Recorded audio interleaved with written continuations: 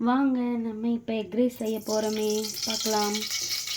கடாய் வச்சு கடாய் சூடாகிறதுக்கு எண்ணெய் ஊற்றிக்கிறோம்.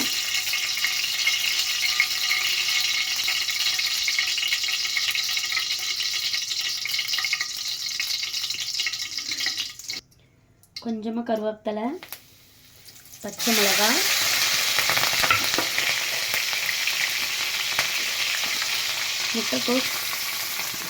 முட்டைக்கோஸ், கேரட், பீன்ஸு எல்லாத்தையும் போடுறோம்.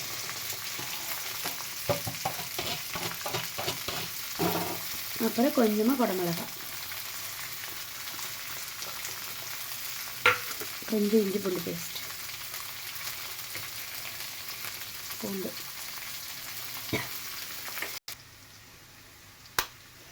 முட்டையை உடைச்சு ஊற்றலாம் எக் ரைஸ்க்கு.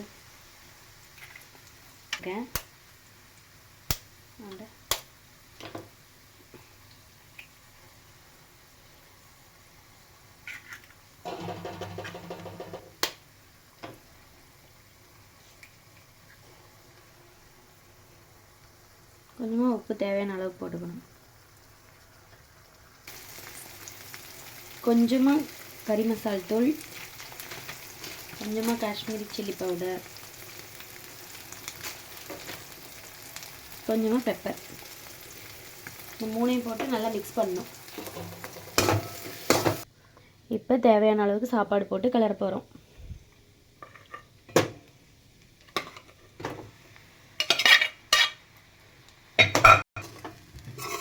சூடான எக் ரைஸ் ரெடி.